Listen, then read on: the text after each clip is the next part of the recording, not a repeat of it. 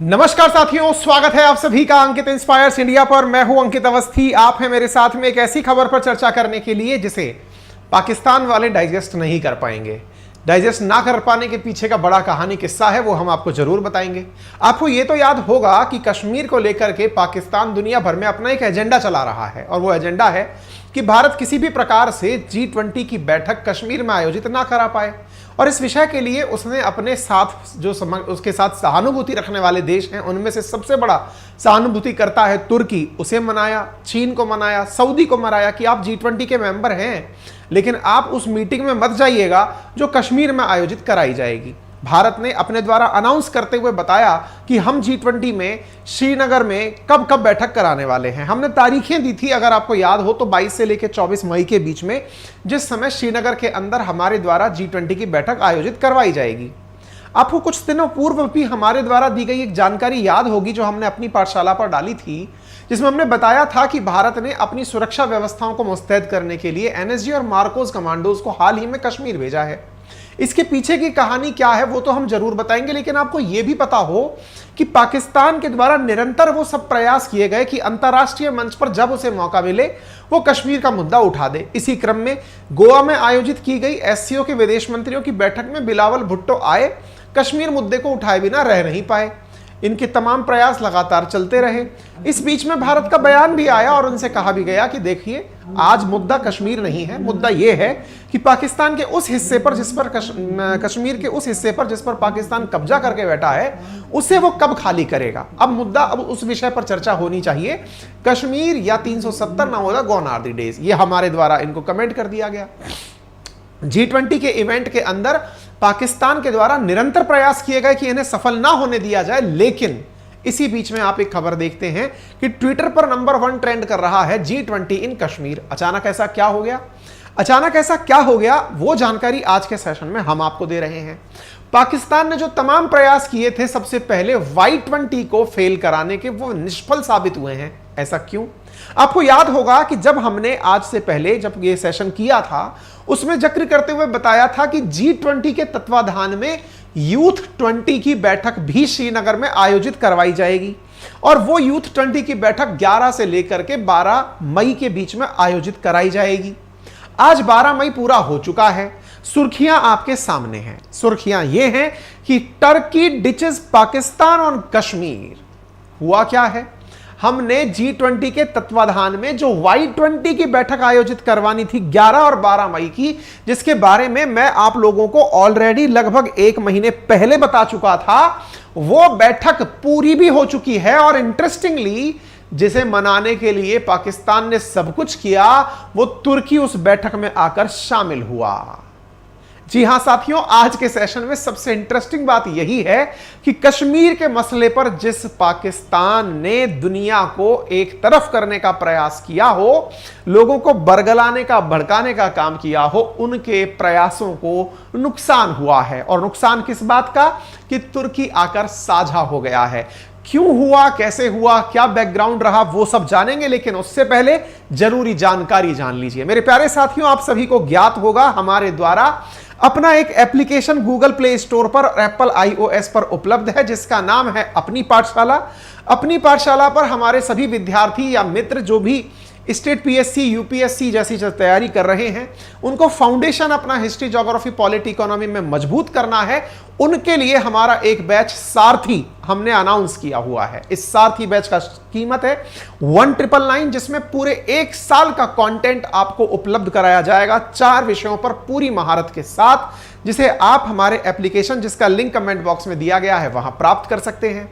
यह सारथी बैच आपको उपलब्ध है मात्र 1999 में, पूरे 1 साल की वैलिडिटी के साथ, और डेडिकेटेड कोर्स है उन सभी परीक्षाओं के लिए जहां आपको फाउंडेशन मजबूत करना है।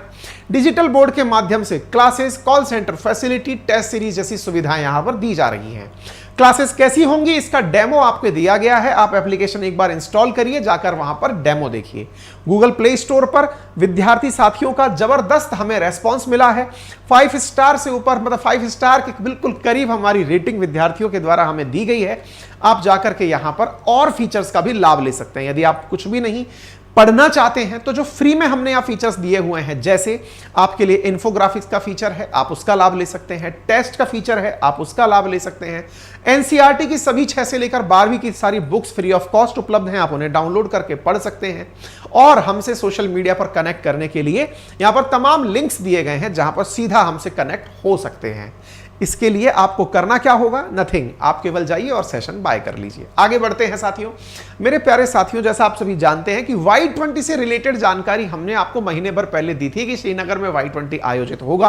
अब ये Y20 होता क्या है? असल में साथियों, G20 के अंदर जो भी राष्ट्र आते हैं वो जिन मुद्दों पर चर्चा करते हैं उन मुद्दों को यूथ पहले ही डिस्कस करता है। ऐसे ही यूथ की डिस्कशन बैठकें जो हैं वो इस पूरे साल में अलग अलग जगहों पर आयोजित करवाई जा रही हैं। उनमें से एक बैठक कश्मीर में भी आयोजित करवाई गई, जो कि 11 से 12 मई को आयोजित कराई गई। कहां पर आयोजित करवाई गई? कश्मीर यूनिवर्सिटी में आयोजित करवाई गई। क्या एजेंडा रखा गया? जलवायु परिवर्तन से निपटना। सर, इसका क्या उद्देश्य होता है? उद्देश्य होता है कि यूथ जिन विषयों पर परामर्श करके कंक्लूजन निकालता है वो कंक्लूजन G20 के राष्ट्राध्यक्ष जब आएंगे उनके सामने टेबल पर रखा जाएगा कि यूथ ने यह ऑब्जर्व किया है। ये यूथ कहां से आते हैं? दुनिया भर से इनको आमंत्रित किया जाता है कि आप आइए, दुनिया भर के विषयों पर यूनिवर्सिटी के छात्रों के रूप में साझा होइए और अपने मुद्दे लाइए और जाकर डिस्कशन करिए। कश्मीर में आयोजित हुआ यह कार्यक्रम आज पूर्ण भी हो चुका है। भारत ने कश्मीर में Y20 इवेंट का होस्ट किया, जहां पर बड़ी मात्रा में Indonesia, Mexico, Turkey, Russia, Japan, Republic of Korea, United state, Brazil, Nigeria से डेलीगेट्स शामिल हुए। पाकिस्तान का जो प्रयास निरंतर जारी था चाइना, टर्की, सऊदी को रोकने का, वो विफल साबित हुआ। Y20 की बैठक बहुत अच्छे से आयोजित की गई। Y20 के उद्देश्यों की पूर्ति में जो कंक्लूजन निकलेगा वो G20 के मेंबर्स के सामने प्रस्तुत कर दिया जाएगा। क्या केवल कश्मीर में ही आयोजन होना था? जी नहीं, Y20 का अलग अलग जगह आयोजन होना है और ऑलरेडी कई जगह आयोजन हो चुका है। इसके बाद में यहां से आगे जो है इम्फाल, ऋषिकेश, बेंगलुरु, अमरकंटक, वाराणसी, इन तमाम जगहों पर इनकी बैठकों का आयोजन होना है। आप एक वीडियो के माध्यम से G20 का आनंद लेते हुए या Y20 का आनंद लेते हुए युवाओं को कश्मीर में इस वीडियो के माध्यम से देख सकते हैं कि कैसे ये अपने आए हुए डेलीगेट्स जो हैं वो इस जगह का बढ़िया आनंद ले रहे हैं। आप इन्हें तस्वीरों में देख सकते हैं। आपको यहां पर डेलीगेट्स जो हैं वो दिखाई दे जाएंगे। बढ़िया से ये लोग यहाँ आए, अपने विजन शेयर किए, अपनी बातें, अपना एक्सपीरियंस यहाँ पर प्रॉपर तरीके से कश्मीर यूनिवर्सिटी में साझा किया।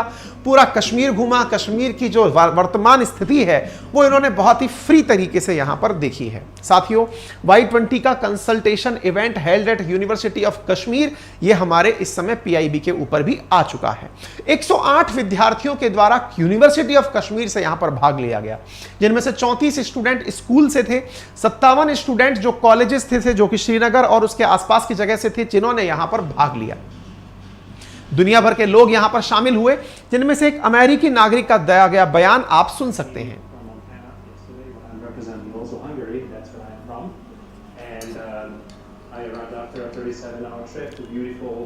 Srinagar here in Kashmir, and this is my second visit here, and everything is just as beautiful as it was before. And I'm really excited to talk tomorrow at the panel at the Y20, which I have been looking forward for now a long time. ये एक अमेरिकी है जो कि यहाँ पर आया है, दूसरी बार आया है, और वो बोल रहा है कि मेरे लिए यह विजिट कितने काम की रही, ये इसने अपने द्वारा आकर बताया। बाय द वे, तुर्की का भारत के प्रति रवैया बदल गया है क्या? क्या भारत के द्वारा तुर्की को भेजी गई सहायता उसके हृदय परिवर्तन में काम आई है क्या? जो उसने इस तरह के काम के लिए अपने यहाँ के जवानों को भेजा है, लोगों को भेजा है, ये सोचने वाली बात है। और क्या ये वही तो कारण नहीं है जो भूकंप के दौरान पाकिस्तानियों के द्वारा पाकिस्तान को मिली गई मदद ही वापस तुर्की को जो भेज दी गई थी, कहीं उससे तो यह आहत नहीं है? ये पाकिस्तानियों को सोचने की जरूरत है, हमें नहीं है।